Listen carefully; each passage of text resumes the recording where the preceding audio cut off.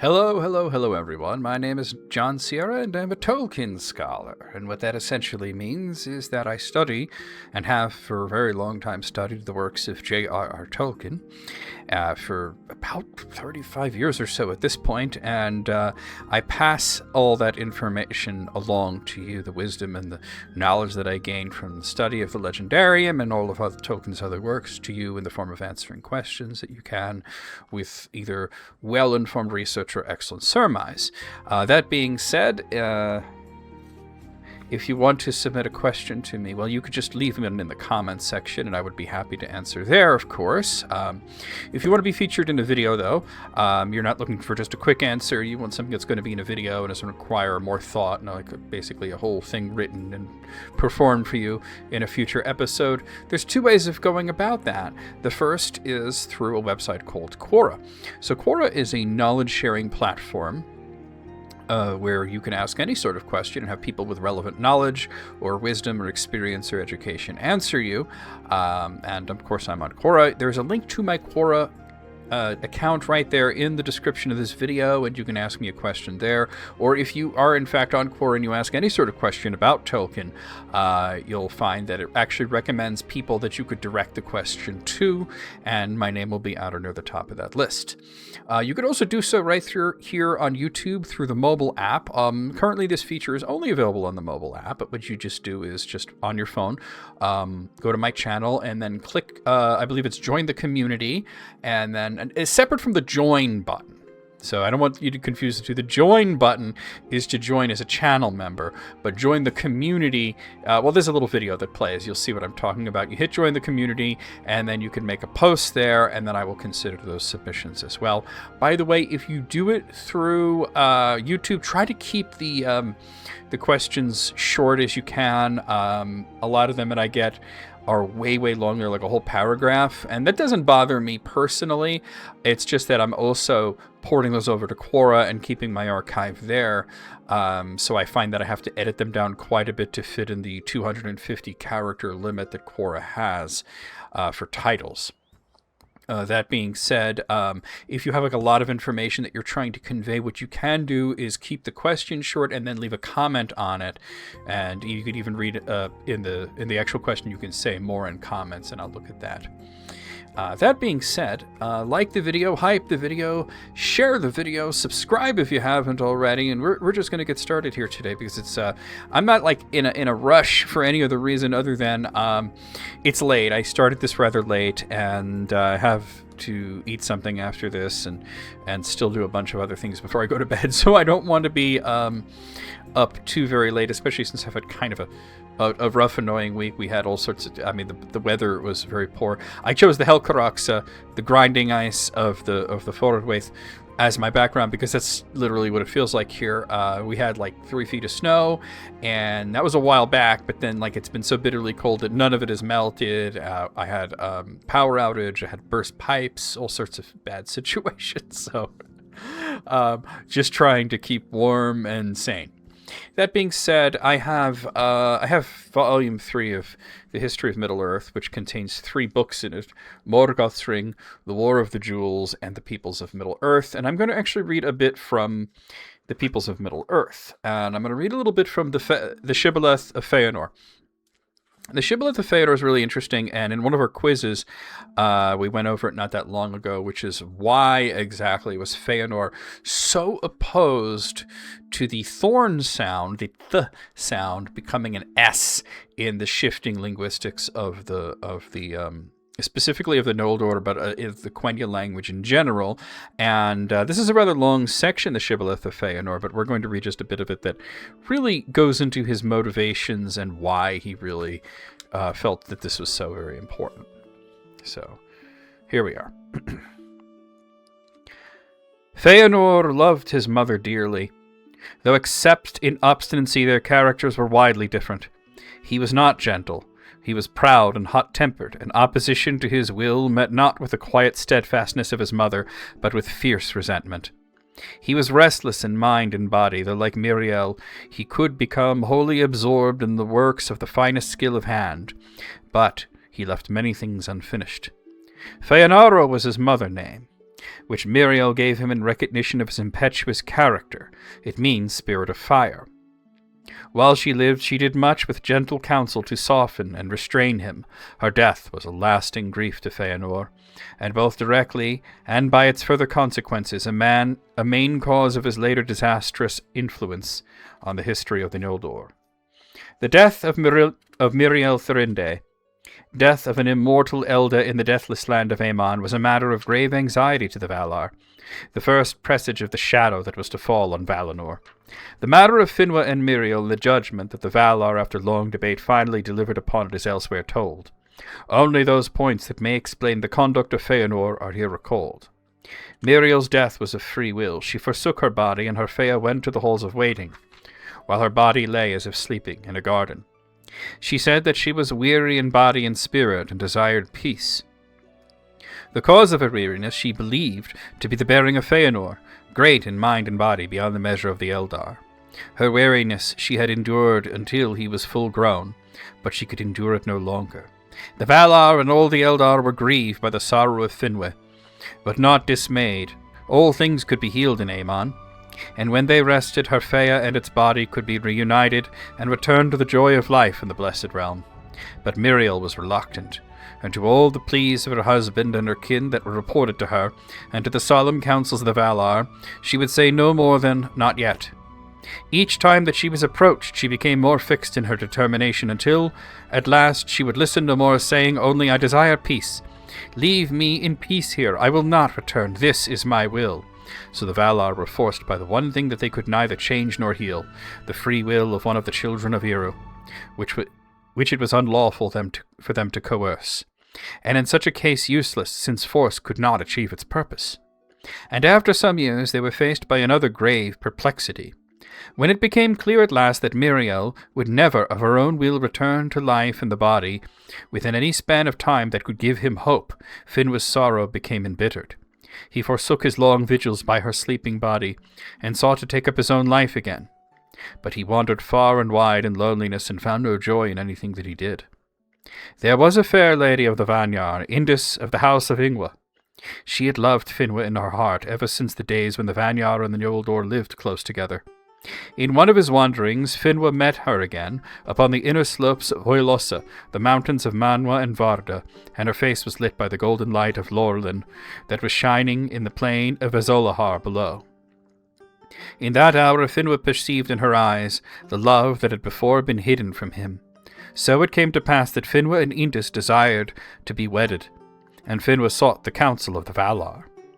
The long debate that they held on the matter may be passed over briefly. They were obliged to choose between two courses, condemning Finwë to bereavement of a wife forever, or allowing one of the Eldar to take a second wife. The former seemed a cruel injustice and contrary to the nature of the Eldar. The second they had thought unlawful, and still held to that opinion. The end of the debate was that the marriage of Finwë and Indis was sanctioned. It was judged that Finwë's bereavement was unjust, and by persisting in her refusal to return, Miriel had forfeited all right that she had in the case, for either she was now capable of accepting the healing of her body by the Valar, or else her Fea was mortally sick and beyond their power, and she was indeed dead, no longer capable of becoming again a living member of that kindred of the Eldar. So she must remain until the end of the world. For from the moment that Finwë and Indis are joined in marriage, all future change, and choice will be taken from her, and she will never again be permitted to take bodily shape. Her present body will swiftly wither and pass away, and the Valar will not restore it. For none of the Eldar may have two wives both alive in the world. These were the words of Manwë, and an answer to the doubts that some had felt. For it was known to all the Valar that they alone had the power to heal or restore the body for the rehousing of a Fea that should in the later chances of the world be deprived, but that to Manwë was given the right to refuse the return of the Fea. During the time of his sorrow, Finwë had little comfort from Feanor. For a while, he also had kept vigil by his mother's body, but soon he became wholly absorbed again in his own works and devices. When the matter of Finwë and Indis arose, he was disturbed and filled with anger and resentment. Though it is not recorded that he attended the debate, or paid heed to the reasons given for the judgment, or to the terms, except one point, that Miriel was condemned to remain forever discarnate, so that he could never again visit her or speak with her, unless he himself should die. This grieved him, and he grudged the happiness of Finwë and Indis and was unfriendly to their children even before they were born. How this ill will grew and festered in the years that followed is the main matter of the first part of the Silmarillion, the darkening of Valinor. Into the strife and confusion of loyalties in that time, this seemingly trivial matter, the change of Thorn to S, was caught up in its embitterment, and to lasting detriment to the Quenya tongue. Had peace been maintained, there can be no doubt that the advice of Feanor, with which all other lore masters privately or openly agreed, would have prevailed. But an opinion, in which he was certainly right, was rejected because of the follies and evil deeds into which he was later led. He made it a personal matter. He and his sons adhered to Thorn, and they demanded that all those who were sincere in their support should do the same. Therefore those who resented his arrogance, and still more those whose support later turned to hatred, rejected his shibboleth. Indis was a Vanya, and it might be thought that she would, in this point at least, have pleased Feanor since the Vanya adhered to Thorn. Nonetheless, Indis adopted S, not as Feanor believed in belittlement of Miriel, but in loyalty to Finwë. For after the rejection of his prayers by Miriel, Finwë accepted the change which had now become almost universal among his people. Although in deference to Miriel he had adhered to Thorn while she lived. Therefore Indis said, I have joined the people of the Noldor, and I will speak as they do. So it came about that to Feanor the rejection of Thorn became a symbol of the rejection of Miriel and of himself, her son, as the chief of the Noldor next to Finwë. This, as his pride grew and his mood darkened, he thought was a plot of the Valar, inspired by fear of his powers, to oust him and give the leadership of Noldor to those more servile. So Feanor would call himself son of the Thorinde. And when his sons in their childhood asked why their kin in the house of Finwë used S for Thorn, he answered, Take no heed. We speak as is right. And as King Finwë himself did before he was led astray, we are his heirs by right, and the elder house. Let them see if they can speak no better. There can be no doubt the majority of the exiles used S for Thorn in their daily speech. For in the event after Morgoth had contrived the murder of Finwë, Feanor was deprived of the leadership, and the greater part of the Noldor who forsook Valinor marched under the command of Fingolfin, the eldest son of Indis. Fingolfin was his father's son, tall, dark, and proud, as were most of the Noldor, and in the end, in spite of the enmity between him and Feanor, he joined with full will in the rebellion and the exile, though he continued to claim kingship of all the Noldor. And then it goes on to talk about Galadriel and Finrod and all these people. But that's the bit that really explains it. We know, like I said, I had the quiz and we talked about, he didn't like the way that Miriel's name would be pronounced. And you think, well, Miriel doesn't have a Thorn or an S in it, but it's her second name. Miriel Thorinde would become Miriel Serinde. And he really didn't like that. He felt that it was disrespectful to his mother, and therefore disrespectful to him. He felt that they were robbing her name of all its beauty, and that they were doing something linguistically that didn't make sense. And one of the most interesting things here is that it straight up tells you that if Feanor wasn't, such a huge jerk, then perhaps he would have been able to convince everybody that this shibboleth was quite worthy, and that they should stick to the Thorn sound, And you even see it with certain names, later on that men would take in the Sindarin tongue, like Isildur, which really should be Isildur, but it's not. It's Isildur. So, you have that. There was also a note here that I wanted to go into, because they talk a little bit about sort of the annulment of Finwë's first marriage to Miriel, and how she would not be allowed to ever come back to life if he married Indis, and that her body would quickly wither away and not be restored by the Valar. And that is the judgment they made at the time, but it's not actually what happened. Because the darkening of Valinor happened, and they never actually, her body didn't actually wither, because they took, the elves took care of it and made sure that it did not wither.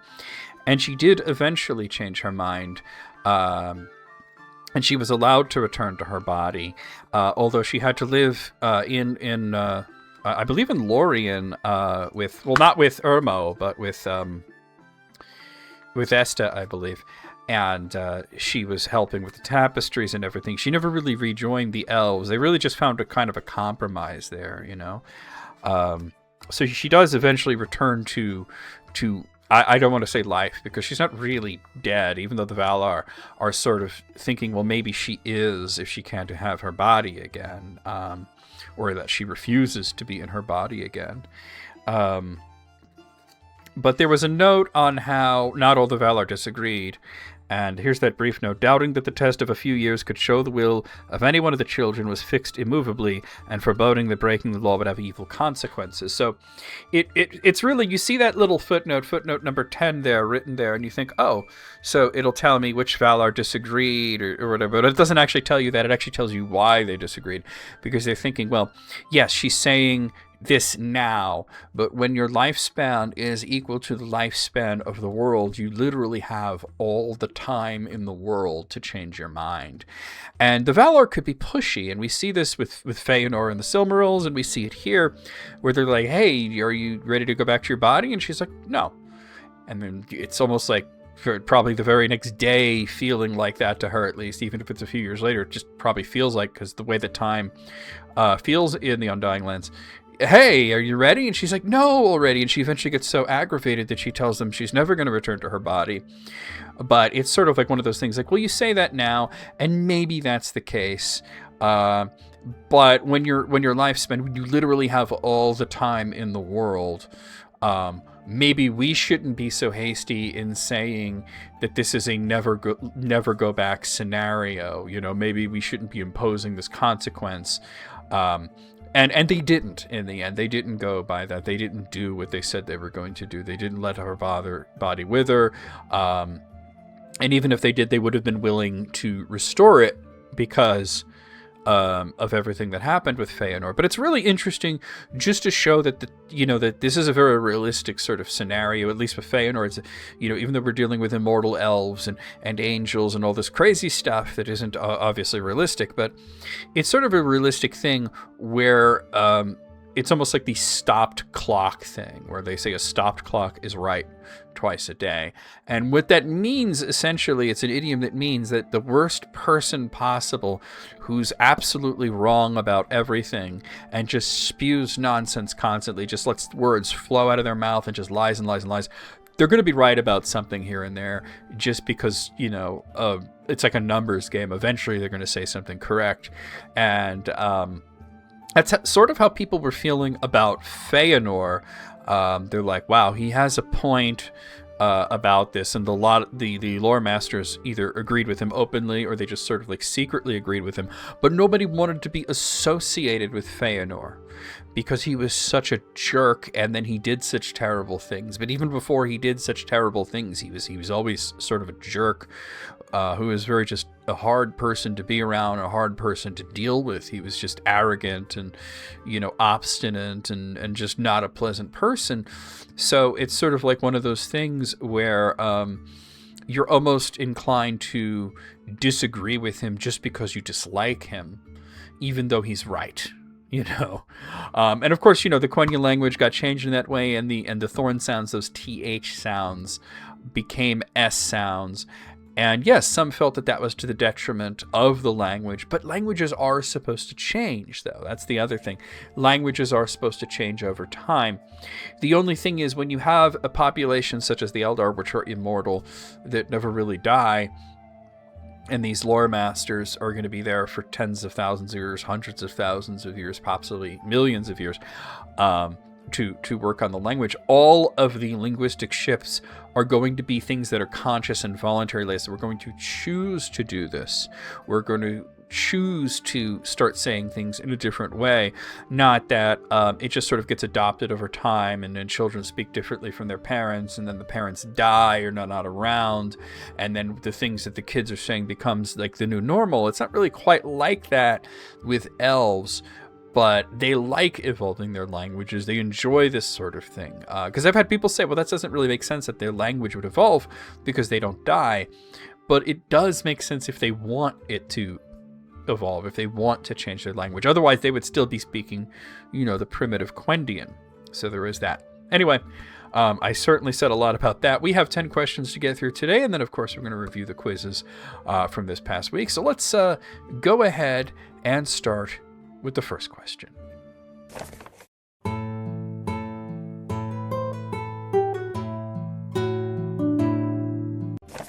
Our first question comes in by the request of Local Psycho, who asks, does Sauron know the Istari? You wrote Istari, it's Istari. The Istari exist and that they are the same order as him. I have no doubt that at some point Sauron knew exactly who and what the Istari were. It's Istari with an I. It comes from the word Istar, which means the wise. So there you have it. So now it has to be said that the Istari, or the wise, or wizards, or whatever you want to call them, they're not just exactly angelic spirits draped in a body like Sauron is. They are incarnates. The word incarnate means bound to flesh. Something that is true of living people such as elves and men. We are bound to flesh. Essentially, we are two things. We are a body and a soul, and they cannot be separated while we are living. It's a little different from the elves, as we saw with Miriel when I read that part of the Peoples of Middle-earth, but she was considered dead at that point, even though she wasn't really gone from the world. Spirits, like the Ainur, the angels, can make bodies for themselves, but the bodies are not them. They're fully spirits, and they wear the body like you or like I wear clothes. This means that they can remove their bodies and walk naked, and they are invisible when they do so, not to each other, but to people. But they have not harmed themselves or reduced their being at all. So like when you take off your clothes, you're not hurting yourself. Sometimes angelic spirits become incarnate, and this can be voluntary, as we see with the wizards, or it can become a consequence of their actions. We see that happen with Melkor, who is also known as Morgoth. In his case, he got stuck in his body, and this body then, when you're stuck in it like that, you become incarnate. It has needs, or it will die. They have to eat, they have to drink, they have to rest, they can age, they can get sick, and they can even die. And as incarnates, dying harms them spiritually, weakening them greatly and leaving them unable to form a new body. This was the fate of slain incarnate Maiar, such as the Balrogs and Saruman.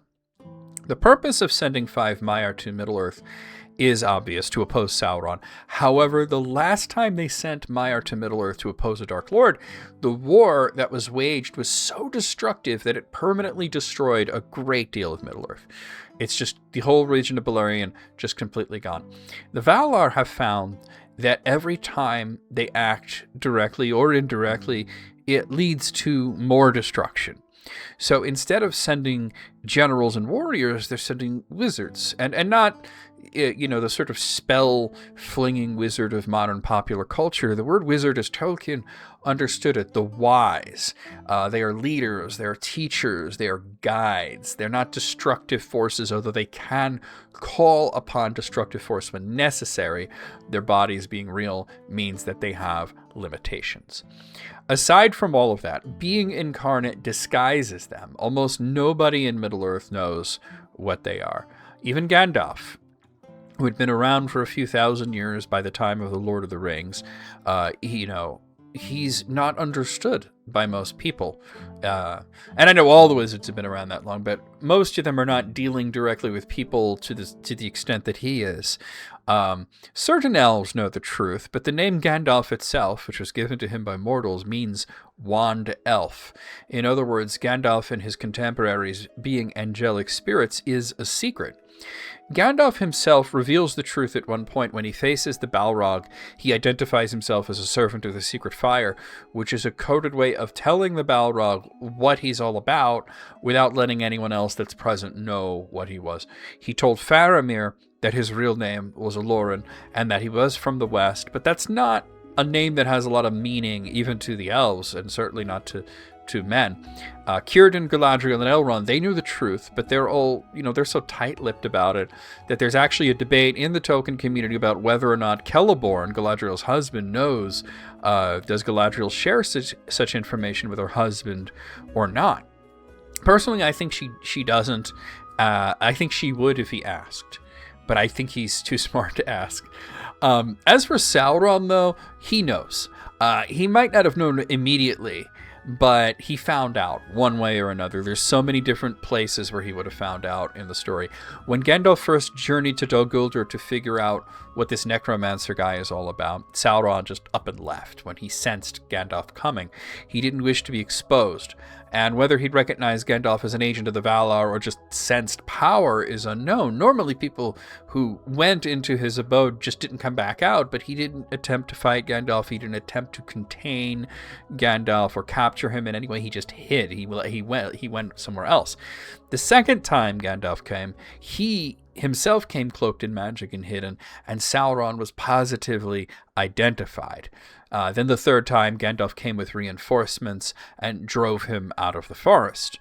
Now, Gandalf says that it was just basically some genius trick of Saruman that drove Sauron away, but soon after he knew he was exposed and he declared himself openly in Mordor. If he didn't know then, which I think he did, but if he didn't know then, he would very well find out very soon. Saruman, having taken up residence in Orthanc, began playing with one of the Palantiri, and at some point he contacted Sauron. Saruman figured that he could deceive Sauron into believing that he was joining him and thus usurp him. In Unfinished Tales, we're told that Saruman was so unsuccessful at lying to Sauron that the Dark Lord saw through the ruse instantly, though Sauron knows never to interrupt his enemy when his enemy is making a mistake. So he let him go about his ridiculous plan and trouble his enemies, believing that Saruman would either find the One Ring for him or at the very least keep Rohan busy so they can't support Gondor in the war, and of course Saruman failed at both of these tasks. The fact that Sauron was able to see through Saruman so easily naturally leads me to believe that if Saruman didn't outright tell him the truth, that Sauron just already knew it. Then we have Gandalf, a constant and persistent thorn in his side, and just this spanner in the works. And we have pretty good reason to believe that the news of Gandalf's death in Moria spread pretty far and wide, and no reason to believe that it didn't get back to Sauron. So then, when he shows up a little while later wearing Saruman's color and wielding greater power, the cat was really fully out of the bag at this point. But I would surmise that as soon as Gandalf came near him the first time, he knew right from then what Gandalf was. And perhaps he assumed that he was coming down with the hammer of the Valar, like Eyanwa would have done. And this is why he left. Sauron is more apt to back down from a fight, especially if there's a chance he might lose. Note that in most of the physical contests he gets into, he either just loses or he does kill his enemy, but then he himself is also killed. The last time that he was killed was by a man and an elf. The fact that he fled away from an old man with a staff tells me that he knew that he couldn't easily dispose of or capture this intruder. He sensed the power in Gandalf, as dampened as it was, and he didn't wish to contest with one of his own order.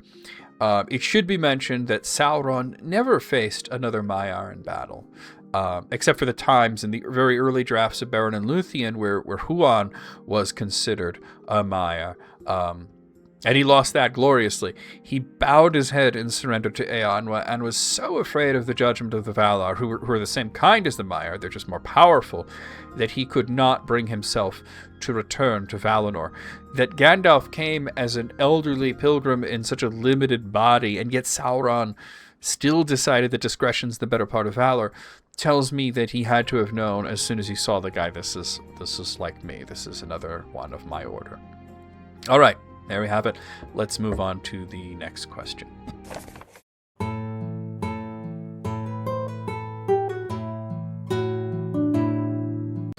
Our next question comes in by the request of Matt Tyree, who asks, is it coincidence that the Silmarils and the 3 elven rings of power both line up with air, water, and fire, or is Tolkien doing something deliberate there? Oh, no, it's not a coincidence. Those sort of things are never coincidence, I think. The Lord of the Rings tells us a little bit about, well, I should say they're rarely coincidence. The Lord of the Rings tells us a little bit about the 3 rings of power, Vilya, Nenya, and Narya.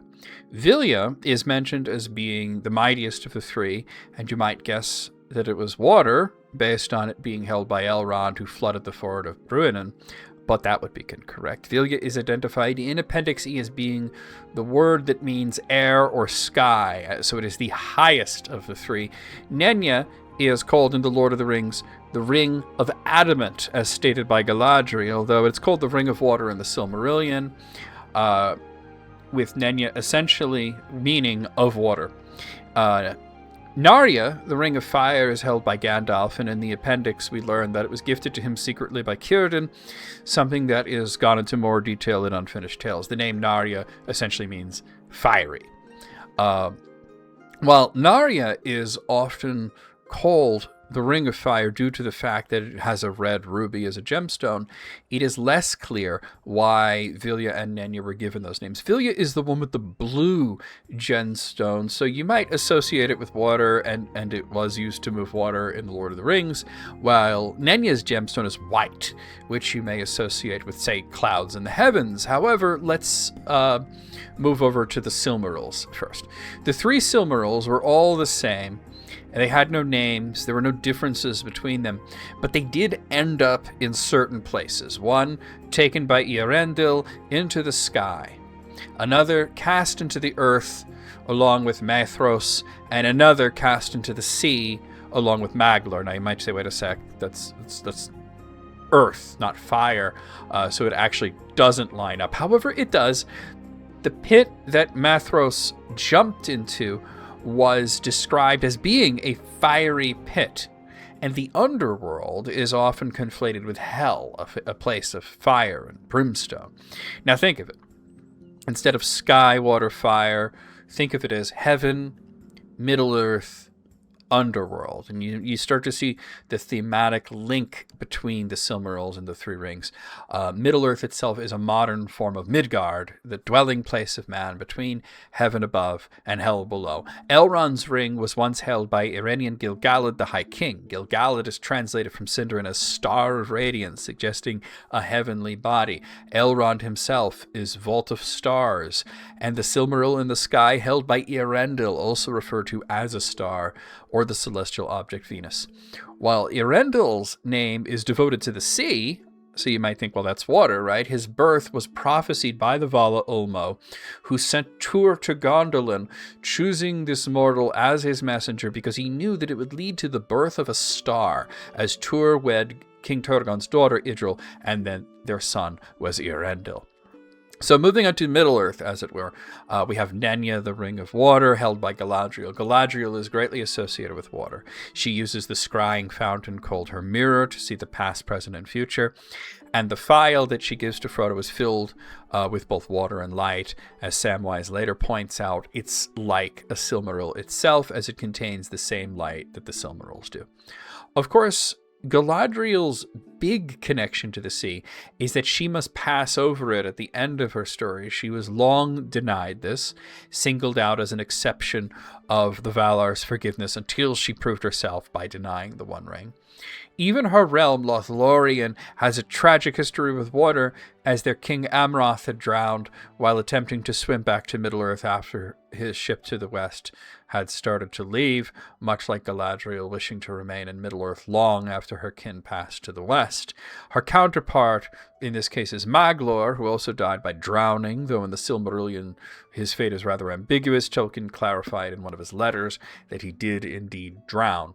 Maglor's Gap was his region, which was between a forked river. Both Galadriel and Maglor are eventual penitents whose destiny lay in the sea. Finally, we go down to the depths of the underworld. Narya, the Ring of Fire, was held long by Círdan, but given to Olorin in his incarnate form, Gandalf the Grey. Gandalf is long associated with fire, from his whole servant of the secret fire, wielder of the flame of Anor. Anor is the sun, a great flame. From that whole speech, even down to smoking, fireworks. These are just things that we associate with Gandalf. He is not of the underworld, but he is otherworldly. He has descent from the heavens to the earth, and then further descent into an incarnate form to walk amongst the mortals. Gandalf also plunges down into the depths below Moria with a literal demon of shadow and flame, the two things associated with the underworld. His counterpart here is Maethros, who also leapt to his fate into a pit of fire, but of course his fate was a lot worse. Maethros even means red-haired. He's associated with the color red quite a bit, like fire. Both characters meet their ends after leaping downwards. It's just that Gandalf was righteous and Maethros was not, and he arose out of the pit to slay his foe, and he was resurrected. Gandalf was also given the ring specifically because he was the lowest of the wizards, the most aged, the least tall in stature, already bent over a staff while the others stood tall. So, as you can see, there's a lot of parallels, and the whole earth, sea, sky thing, with fire and earth being entwined, is a great deal that you can apply to a lot of the things in Tolkien's Legendary, most especially when triptychs come into play. All right, let's move on to the next question.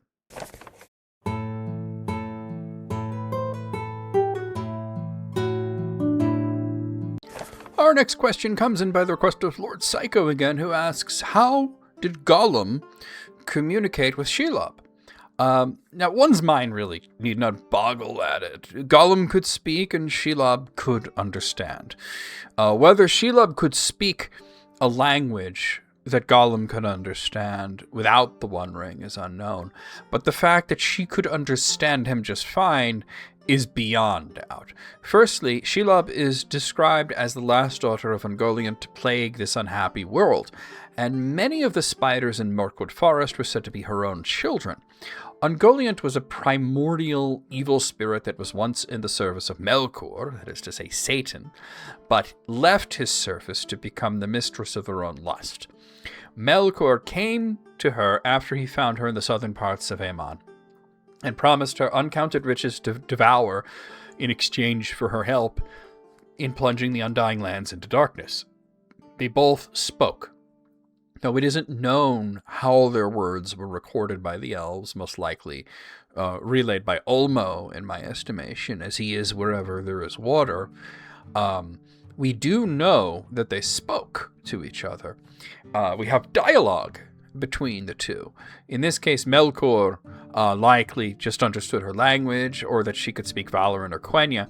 They spoke again to have an argument before she attacked him, and then he called the Balrogs to get rid of, to get her off of him, and then she fled.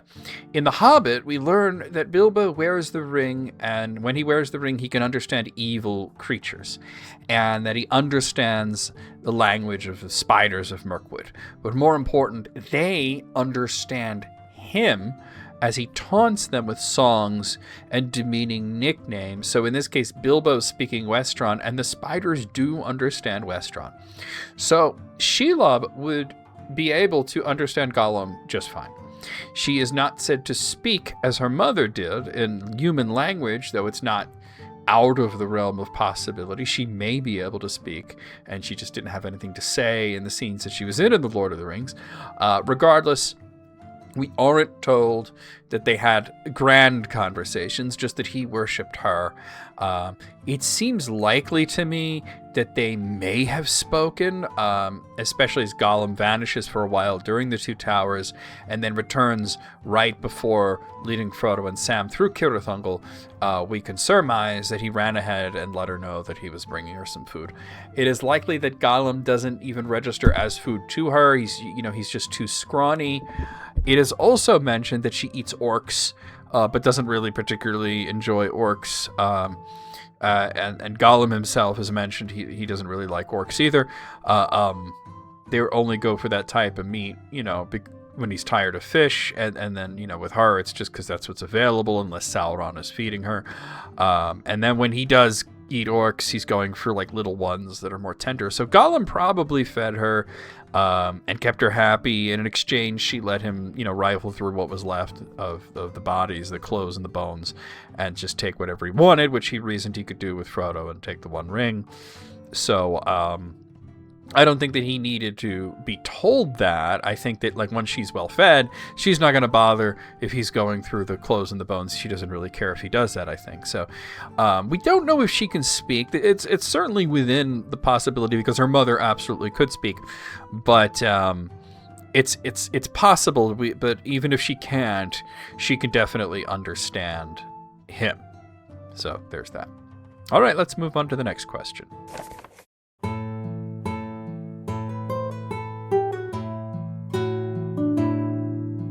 Our next question comes in by the request of John Scheidner, and I really like this one because it's a follow-up to one of my quizzes. So that's really fun when that happens. I post a quiz and somebody says, well, let me ask about that a little bit more. If Middle-earth sits between heaven and hell, as in the quiz, what represents heaven and what represents hell in Tolkien's world? For the race of men, perhaps it would be straightforward to say that their souls ascend to heaven, but what of their hell? And what of the elves? So Middle-earth, refers to the middle of heaven and hell. It's not really very literal when Tolkien uses it. The Norse use of Midgard refers to the middle of the heavens, above, and the underworld below, known as the dwelling of man. This was later changed to Middle-Erde, Middle-Yard, and Middle-earth. Tolkien used the term Middle-earth not only in his Legendarium, but in his translation of Sir Gawain and the Green Knight, where he replaced the Middle English word mold, which means the earth, and in the translation of Beowulf, he replaced the Old English Midgard, adapted from the Old English Midgard, with Middle-earth. Tolkien likely first came across this term in the Christ One Advent Lyrics poem, in which the start of the 5th stanza is often translated to modern English as such. Hail, shining ray, hail, brightest of angels, an illumination of the soothfast sun, sent over Middle-earth to all mankind, more brilliant than the stars, always you light up every season of your own self. And interestingly enough, in the original Middle English version of it, Shining Ray is Irendel, which is a name that he would wind up using early on before he changed it to Irendil. Of course, he kept Middle-earth as being the dwelling of man between heaven and the underworld. In Tolkien's world, we aren't really told anything about the afterlife other than that there is an afterlife for mortals, and that eventually all of the others who don't have an afterlife will join when the world dies. However, there is a concept of hell as in the underworld or the depths, as we see with the delved dwellings of Melkor, who is Satan. The fortresses that he made had imposing facades that belied the actual massive size of them because they were mostly below the earth. Utumno, which was his first fortress, even translates as the underworld or simply as hell. And the cognate Udun is used by Gandalf when he identifies the origin of the Balrog, a demon from Melkor's depths. Similarly, Angband is literally iron prison, but often gets poetically translated as hell of iron, which speaks not only to the concept of hell as the underworld, but also hell as a prison. The latter point is more poignant for The Lord of the Rings, as Middle-earth is where living people dwell, not the afterlife or the timeless halls, but they are free from hell. They are not imprisoned. They are the free peoples of Middle-earth. So there you have it. All right, let's move on to the next question.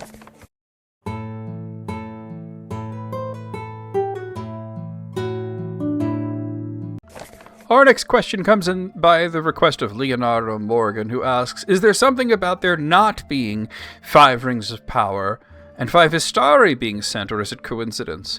So earlier when we were talking about the Silmarils, the 3 Silmarils and the 3 rings that Celebrimbor made, I said these sort of things are never coincidence. And then I corrected myself, rarely are they coincidence. There's nothing to this one. This is really is. It's not even a coincidence. There's just nothing there at all. there are a certain amount of important numbers that crop up a lot in Tolkien's Legendarium. 7 is like the biggest one, and then 3 is the other really big important one. And those are just the ones that crop up the most. 9 is used less, but it's still used, most notably in Lord of the Rings, because the Fellowship, being 9 people, was specifically to match the number of Nazgûl, which is something that Elrond outright said. However, what you're asking here, if I am not mistaken, is there a connection between there being 5 wizards and there not being a grouping of 5 rings? And I could.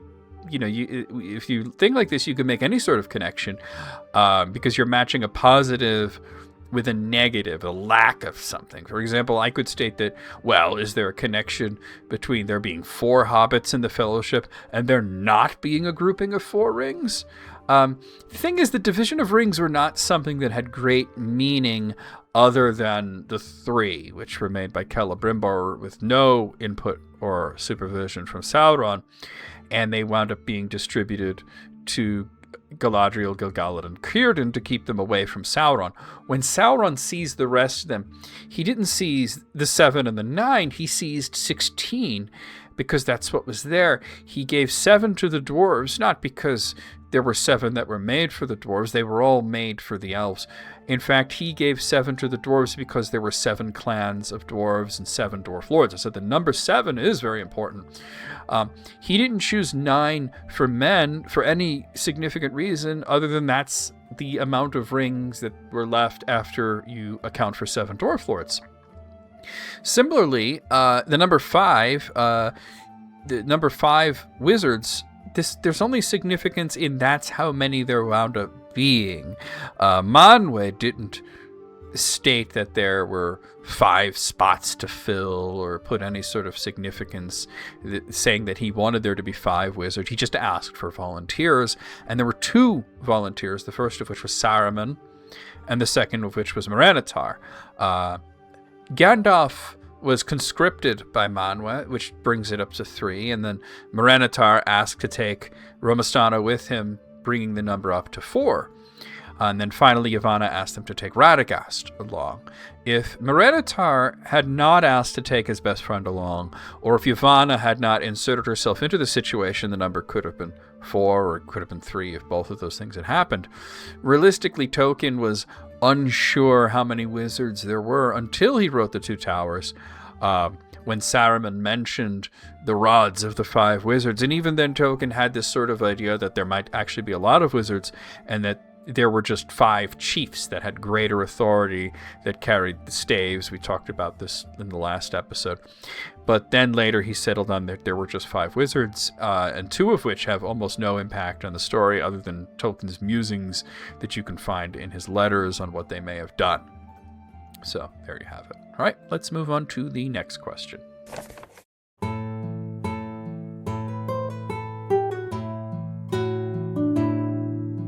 Our next question comes in by the request of John Spike, who asks, in the Lord of the Rings movies, what would the Nazgûl do with the ring if they've got it? Sauron is basically just a giant eye by then.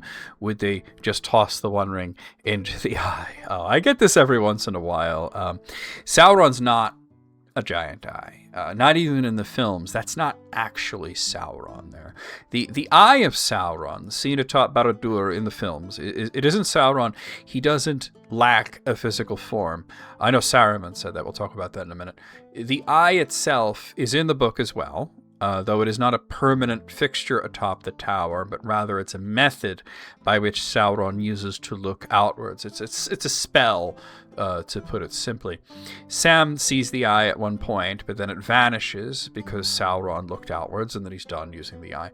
Sauron has a body, even in the films. Even though the film's dialogue contradicts this, Saruman claims that he cannot claim physical form without the ring. However, this is just Saruman being wrong. The character is wrong. Sauron's physical form is something that Aragorn sees in the Palantir, which you could see that scene in the extended cut of The Return of the King. And in the Hobbit films, which were made later, they show that in this Peter Jackson verse, that Sauron did indeed have a physical body prior even to the events of The Lord of the Rings. Peter Jackson even storyboarded and partially filmed a scene in which Sauron, in fully physical form, would fight Aragorn at the Black Gate. The scene wasn't finished. It was scrapped due to being too far from the book, but you could watch it on YouTube. So to answer the question quite directly, if one of the Nazgûl did obtain the ring or took custody of a hobbit that had the ring, they would just be brought inside the tower, and then Sauron would take the ring for himself. This would make him more powerful in a sense, because it would make his enemies a lot weaker. The bearers of the three, Galadriel, Gandalf, and Elrond, must take off their rings and not use them, or else they would fall under the command of the One, and the realms of Lothlorien and Rivendell would lose their magical protections. All right, let's move on to the next question.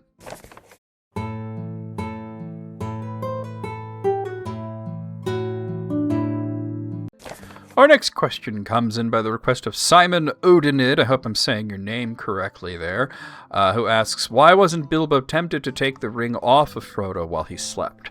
A really, really interesting question. I never heard this one before. Bilbo was not quite that tempted, because let's take a look at the movie, the scary face Bilbo, lunging at Frodo in the film is like kind of a misinterpretation of the dynamics that are going on here, and it leads us to believe that Bilbo wants the ring more than he actually does.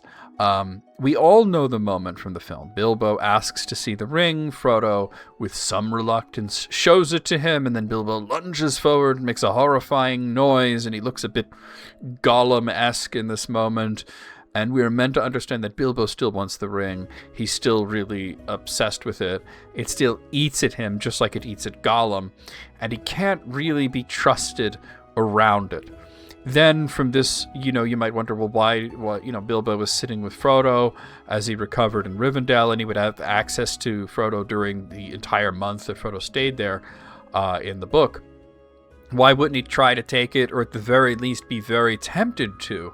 Now, I could be flippant and state, well, if he tried it, Sam would knock him out, which he would really do, or maybe Gandalf would stop him. But it's important to state that Bilbo is not quite that obsessed with the ring at this point. The scary Bilbo scene does indeed happen in the book, but it's not a change that's coming over Bilbo. It's a change that is happening to Frodo in his mind. I'm going to read you a passage here from the Fellowship of the Ring. And Gandalf said, the ring is passed on, Bilbo. It would do no good to you or to others if you tried to meddle with it again. Odd sort of remark, just like Gandalf, but he said he was looking after you, so I let things be. I'm frightfully glad to see you are safe and sound. He paused, and looked at Frodo doubtfully. Have you got it here? He asked in a whisper. I can't help feeling curious, after all I've heard. I should very much just like to peep at it again. Yes, I've got it, answered Frodo, feeling a strange reluctance. It looks just the same as it ever did.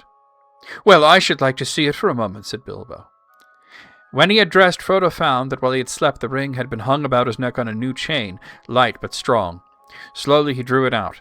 Bilbo put out his hand, but Frodo quickly drew back the ring. To his distress and amazement, he found that he was no longer looking at Bilbo. A shadow seemed to have fallen between them, and through it he found himself eyeing a little wrinkled creature with a hungry face and bony, groping hands. He felt a desire to strike him. So here we see that the ring was a bit on Bilbo's mind, but Gandalf easily dissuaded him from trying to reclaim it. He does ask to see it, but when he does, Frodo sees him as a creature and suddenly has the urge to hit Bilbo, which is, why would he do that, right? This is not Bilbo changing. It's Frodo's perception. The ring has indeed become precious to him, and he reacts to the thought of Bilbo possibly wanting it back by seeing him as this Gollum-esque creature. Something similar happens much later when Sam suggests that they share the burden of carrying the ring, and he sees Sam as an orc. Frodo reasons that the ring is messing with them and it's best not to hand it back and forth, and aside from this, the ring is making him very weak and Sam needs his strength, so it would be no good for both of them to be weaker. Bilbo did volunteer to take the ring to Mordor, but it was less out of a desire to obtain it and more that he was thinking that everything that had happened was his fault and that he should be the one to end it. He's basically given this sit down grandpa sort of speech and told that as he's already passed the ring on, it would be detrimental for him to get it back. The ring has its own defenses, and if Bilbo did get it in his head to try to take it off of Frodo as he slept, the ring would probably have woken Frodo right away. And that is if Sam wasn't already intervening. Keep in mind that during the Two Towers, Frodo sleeps while Gollum is with him, and a few times Sam himself even falls asleep, and Gollum doesn't try it, because he already tried to take the ring off of Frodo once, and Frodo nearly killed him in his wrath.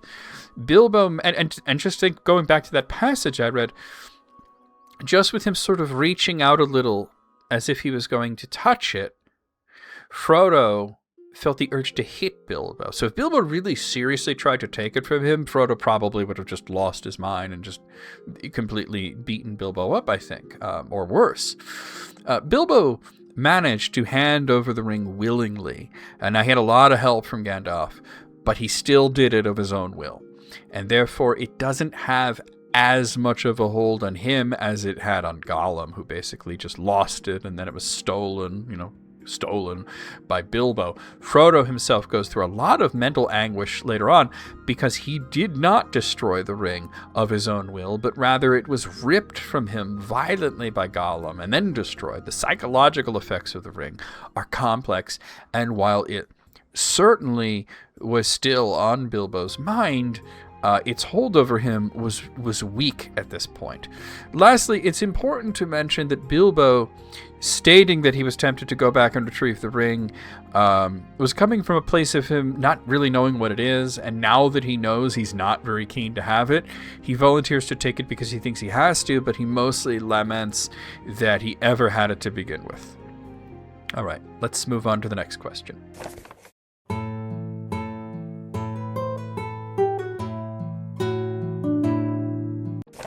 Our next question comes in by the request of Prisoner of Angband, who asks, what caused the Palantir at Minas Tirith to become corrupted after Denethor's death? Are the Palantiri magical properties natural, or are they enchanted objects? Did Denethor exercise magical influence on the stone to deliberately sabotage its further use? The Palantir of Anar wasn't corrupted. It was damaged. First, let's look at the exact wording that Tolkien used to describe what happened to this particular Palantir. I want to read you a brief moment of the Return of the King. Then Denethor leaped upon the table, and standing there wreathed in fire and smoke, he took up the staff of his stewardship that lay at his feet, and broke it on his knee. Casting the pieces into the blaze, he bowed and laid himself on the table, clasping the Palantir with both hands upon his breast. And it was said that ever after, if any man looked into that stone, unless he had great strength of will to turn it to other purpose, he only saw two aged hands withering in flame. So, Denethor is holding the Palantir as he burns to death. It survives the flames, but it's not undamaged, and only those with a great strength of will could get it to show anything other than Denethor's burning hands. One would assume that Aragorn meets that mark, but he doesn't really need to use this particular stone because he also owns the Orthanc stone, and Tolkien did indeed state that it was that one, thrown from Orthanc by Grima the Wormtongue, that he used afterwards. The Palantir are neither good nor evil. They're merely tools which could be used for a great many purposes. Gandalf claims that they were made by a great elvish craftsman and surmises that it may have been Feanor that made the stones. Tolkien never said definitively if they were Feanor's work, but he hints at it in both The Lord of the Rings and the Silmarillion. Now, it's mentioned in Unfinished Tales that Sauron attempted to wrest control of the Palantir from Denethor, but that it was not as simple as that. Denethor himself had great will. Of course, we all know the old man eventually lost his mind, but he held off Sauron for a very long time. However, one person gaining control over the Palantir over another is not a corruption. It's just a contest of wills. It doesn't affect the object, just the, who has stewardship over it. And this can be reversed. We saw such a reversal with Aragorn wresting control of the Orthanc stone from Sauron. The magic of the Palantir falls under the mysteries of elf magic. We don't know from what material they are made, other than that they are always referred to as stones and come in various sizes and shapes. Well, not shapes, they're always spheres, but they come in various sizes and various colors, I should say. Whether the creator of the Palantiri, whether it's Feanor or not, found a magic substance that they then refined into a usable form factor, or infused by enchantment or other means the magic into the stones isn't known. We know the limitations of the Palantiri is spelled out in Unfinished Tales, though the usage of the Palantir is seen almost exclusively via the Maiar like Saruman and Sauron, and men such as Elendil and Denethor and Aragorn. We don't get a lot of notes on Elvish usage other than knowing that Círdan kept stewardship over the Elistirian stone. Tolkien mentions that Gondor specifically fell into a middle age of fading knowledge and simpler skills. Even in Númenor, the stones were not commonly used by most people, but by this time, only a few people even knew they existed, and they were very rarely used. Either way, Denethor holding the Palantir as he died, because he had been using it beforehand, and Sauron flooded his vision with horrific deeds, and it made the steward finally crack and lose all hope. He decided taking himself out was the way to go. It was more humane than what Sauron had planned for him. It is possible that he wished to destroy the Palantir, but not as a sabotage for future users, but perhaps to stop anybody in the future from making the same mistakes that he made. But this is just me spitballing here. We don't really know what was in his heart regarding the stone in his final moments. Either way, the Palantir was damaged by the fire. It did not become corrupted. It did not become evil. So there you have it. All right, let's move on to the next question.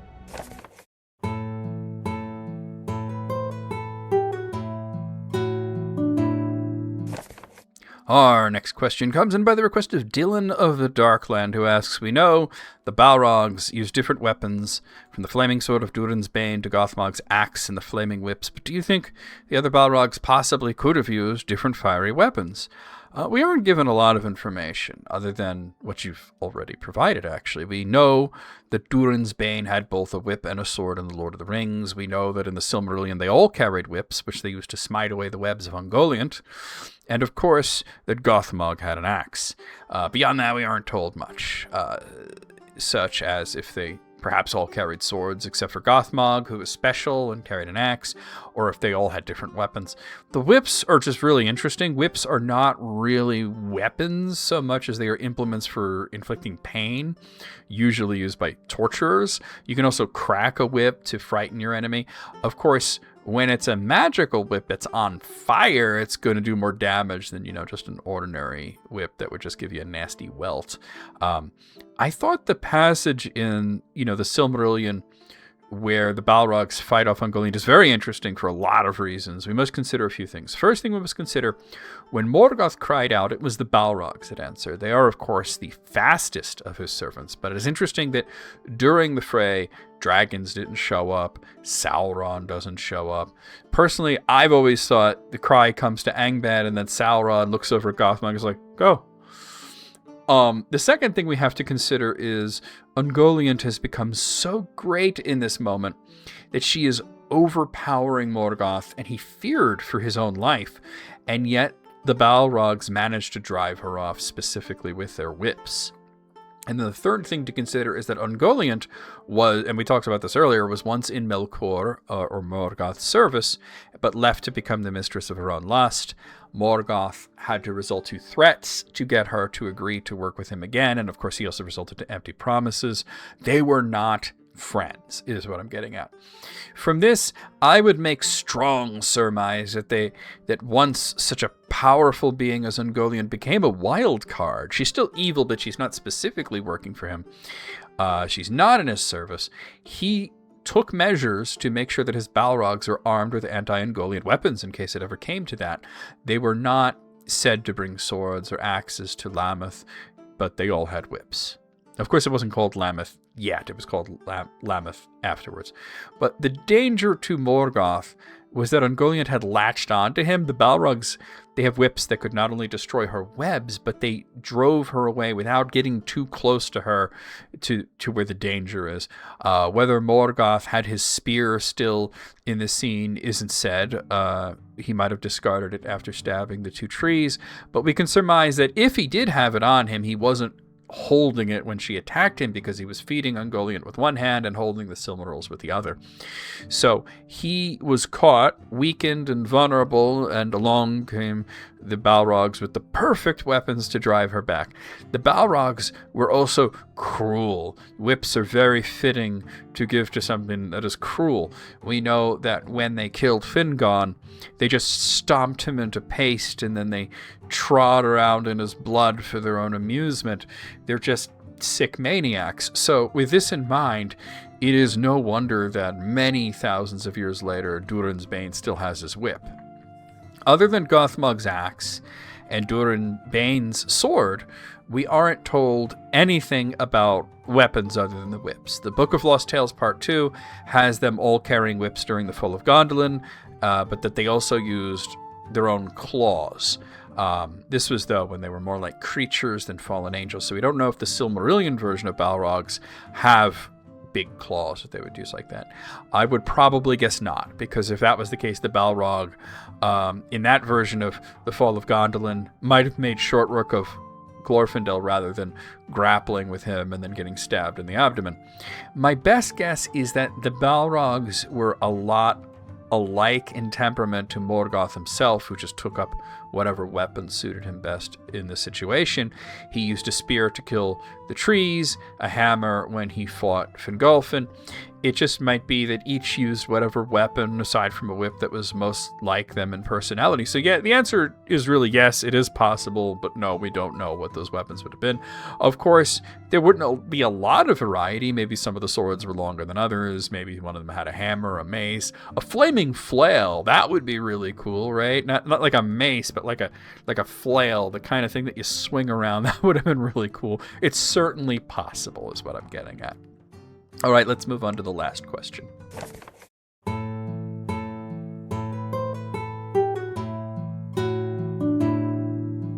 Our final question comes in by the request of... Oh, it doesn't say here. Well, hold on, I did write it down. That would be FW, only by the initials FW, who asks, why didn't Tolkien let goblins and orcs be separate species?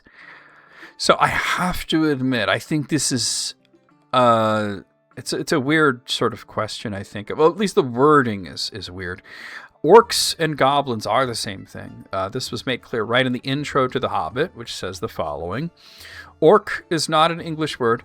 It occurs in one or two places, but is usually translated goblin or hobgoblin for the larger kind. Orc is the Hobbit's form of the name given at that time to these creatures, and is not connected at all with our orc applied to sea animals of dolphin kind. So in this case, we have to consider Tolkien as translator, coming across the word orc, and then divining that it means goblin. In the body of The Hobbit, they are almost always referred to as goblins, but it's made very obvious that they are also called orcs in the text, even if you skip the intro and never read that part. After dealing with the trolls, Gandalf, Bilbo, and the dwarves go through their treasures, and among them they find some great weapons.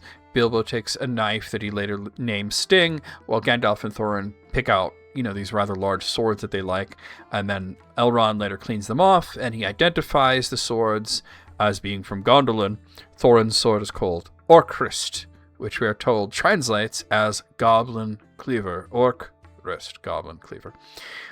Asking why Tolkien didn't let goblins and orcs be separate species, I think it's weird. Are we assuming that they want to be considered different things and that the author didn't allow it to happen? Or I think this is more likely, is it that you really want them to be separate species, but you don't like that the author said otherwise? And that's fine if that's like you would prefer if they were separate things, but they're not. The Lord of the Rings uses the term orc more liberally, with a Sindar elf using the Sindarin Yurch. We learn through study of Tolkien's work that they are called a lot of different things. It's just that orc is what the hobbits call them. It's the Shire dialect of the western form of it. The difference between the Hobbit and the Lord of the Rings can be explained in two ways. The first is in-universe, and then the second is out-of-universe. Let's talk about in-universe. The explanation here is that Bilbo was being fanciful and poetic. Not every event happened the way that he said it did, as per Gandalf, and he may have thought that goblin was a word that suited his story more than orc. Frodo, however, used the word more familiar to him, though in the narration of the departure of Boromir he does refer to goblin soldiers. Orc being a hobbit word is more explained in the Parma Eldalambran, where Tolkien states that the more common Westron word is orca, making orc the hobbit dialect. Of course, in Sindarin it's orch, or as I mentioned, yurch, that's the plural, but it's also orco in Quenya Elvish. The plural for that would be orcor. The Westron form is derived from the Adonaic urku, which is fairly close to uruk, which is what they call themselves. The in-universe goblin might be adapted from gorgun, which is what the Druidon call them. Out of universe, it's real simple. He had been writing about orcs for a long time at this point. They're all over his early stories, like the Fall of Gondolin, the Children of Húrin, but those wouldn't be published until many, many decades later after he's dead. With The Hobbit, he's using the same creatures from his earlier stories, but he's writing the story for a younger crowd, so he calls them goblins, and that includes a note that, yes, they're also called orcs, and no, it has nothing to do with whales or dolphins. All right, that was our final question. A bit of a weird one, but I didn't mind answering it. These are some really interesting questions. I had a lot of fun writing the answers, and I had a lot of fun recording this video with you guys. We're going to move on to the last part of the video, which is where we review the quizzes. So let's do that.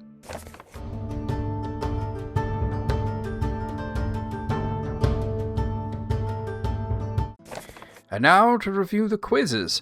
You guys did so well last time that I decided I had to step it up a little bit and make them a little bit tougher, just to see if I could challenge you guys a bit. So let's see how you did this time. And I purposely didn't look throughout the week too much. I just wanted to sort of like surprise myself. So some of these I've seen results, but they weren't sort of like the final results, and some of these I haven't looked at the results at all. So this is going to be interesting. I'm going to find out together how you did. So here's our first one. Which of these is not a name given to Túrin? And I did specify the first age Túrin, not any of the third age Túrins. So the choices were Neithan, which 20% of you went for, Mormigel, which 10% of you went for, Neramath, which 33% of you went for, and Thalion, which is correct, and 38%, a small plurality, got that correct. Thalion means the steadfast, and it was actually his father, Húrin, who was called Thalion. He was Húrin Thalion, whereas Túrin was Túrin Turambar, and all of these other names were indeed names that he either was given or that he called himself. Okay, here's our next one. Which of these elves had the highest level of authority? The first choice was Ingva, which is correct, and you guys did get this right with a good majority. You got 54%. You guys are just killing it here. Ingve, 54% of you knew that it was Ingva. He is the king of the Vanyar, who were the first most of the Eldar, and thus he holds the title of the king of all elves. Somebody mentioned the sort of thing that I also thought of but did not include. It was a Samavari elf is probably going, I didn't vote for him. Thingol, 14% of you went for Thingol, 18% of you went for Iranian Gil-galad, and 14% of you went for Finarfin. Of course, those were all kings. Thingol was a king of the Sindar, Gil-galad was high king of the Noldor, and so was Finarfin, but except one was in Middle-earth and one was in Aemon. Okay, so not bad. All right, wow, you guys did well on this one too. This is the next one. Who delved the caverns that Nargothrond lay in? 22% of you said Finrod, and this was such a trick question because Finrod, of course, he built all the buildings and everything in there. He built up Nargothrond, but the caverns, he didn't delve the caverns. 10% of you thought it was Turgon. That was more Gondolin. 12% of you thought it was Aula. And 56% of you got it right. The petty dwarves made that, and then of course there were no petty dwarves after a while. They abandoned it and they went elsewhere. A lot of them were killed off, and then Finrod found the caverns and pretty much said squatters' rights at that point. Okay, Here's the next one. What was Aragorn II Elisar's affectionate nickname for Samwise? Now, this one really only has 3 choices because the 4th choice I just put a joke in there. But the first choice is Perhale, which 41% of you said. That's not correct. Perhale actually literally means Samwise or half-wise. That was his name. But it wasn't the nickname that Gandalf had for him. 20% of you said Banazir. Banazir is his real name, or rather it's his name in Westron, whereas that is translated to English as Samwise. Panhale is the correct answer. 27% of you got that right. Panhale means fully wise. Aragorn sort of says he's called Perhale, but he should be called Panhale. And then finally, 13% of you voted for the joke. And I think you knew that it was a joke and you just voted for it because you thought it was funny. And that is Fresh Sammy G. Just imagine Sam's mixtape. It would be really interesting. Okay. This one, admittedly, this is pretty hard. And you guys did not get this right. But that's okay because this was a tough one. Which tavern does the first scene in The Lord of the Rings take place in? Unless you have the book in front of you or it's like very fresh in your mind, you're probably going to go for this first one, which is the Green Dragon. 62% of you thought it was the Green Dragon, since that is right there in Bywater. It's very close to Hobbiton, and that makes sense. 11% of you said it was the Ivy Bush. That is the correct name. The Ivy Bush is indeed the location of the first scene.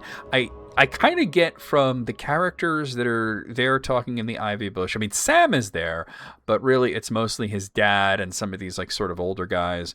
And I think that it might have like sort of an older clientele than the Green Dragon. 20% of you thought it was the Prancing Pony. That's actually not even in the Shire. That's in Bree. And 7% of you thought it was the Golden Perch, which is I think somewhere off in I believe the East Farthing. So that's not it either. All right, here's the next one. Oh, you guys did really well here. Who was the greatest warrior in the world in terms of fighting with weapons? This one really wasn't that hard, but you guys did really well. 37% of you thought it was Tulkas, and certainly he was the most warlike and ready to fight of all the Valar. He was never mentioned to have fought with weapons. He fought with his fists. 4% of you thought it was Melkor. I'm glad so few of you thought it was Melkor, because he used a hammer in a fight once, but he didn't really fight a lot. And then 1% of you thought it was Sauron, which, once again, he doesn't really use weapons. He just uses his hands. And the majority, 59% correctly got that it was Eanwa, who is the chief of the Maiar, the herald of Manwë, and the greatest with weapons specifically. Not the greatest with magic or the greatest with unarmed combat, but specifically with weapons. All right, and here's our last one. Which of these elements is the Vala Vana most associated with? Vana is not one of the more popular of the Valar. A lot of people don't know about her, so let's see. The correct answer is flowers. 31% of you got that, and that is a plurality there, so good job there. 20. It's pretty evenly distributed between the others, though. 24% of you thought trees. That would be really more Yavanna. 24% of you also thought it was stars. That would be more Varda. And 20% of you thought it was tapestries, which I think is Esta. So, yeah. It's flowers. She's associated with flowers. So, despite the fact that I stepped it up a notch and went harder, you guys mostly did really well. And I'm not going to just say, okay, let's kick it up another notch and go even harder. Although one of the ones that's coming out in the next batch is really hard. I didn't make them all really hard. There's easy ones mixed in there as well. But anyway, that's the video. Thank you guys for your continued support. I've really enjoyed this. Keep an eye out for live streams on Thursdays. Subscribe if you haven't at this point. If you've watched the whole video and you're still not subscribed, you have to at this point. I mean, you watched the whole thing. You want to see more, right? And of course, like the video, hype it if you see the hype button appear. Leave a comment, even if it's just to say hi, because engagement drives the algorithm, and then that drives more people to see these videos, and that helps me out a great deal. And if you want to help me out in an even bigger way, you can consider joining with membership. Membership is sort of like subscribing, but it's paid. It's $5 a month. I made it very affordable. It really isn't a lot of money to ask, and you get to see all of the videos early. Paid members get to see every episode of this show a week early, and all of the other videos that come out, like live stream VODs and reactions and stuff. And I'm going to be getting back to doing more of that. I'm starting to get to that point where I can take some time apart to do that. Quiz reactions and stuff like that. Those sometimes you'll see weeks early. So, members get a lot. Also, during chat and on your comments, you get like a cool like Gandalf G-Rune badge, and you get to use emotes that I made. I got to make more of those emotes though. Right now, there's 3 of them. There's like Sauron's Eye and Silmaril and the One Ring. I'll probably try to. I have to come up with ideas though. What else? What else should we? Maybe White Tree of Gondor. Maybe I could make that. Anyway, guys, we'll see you next time.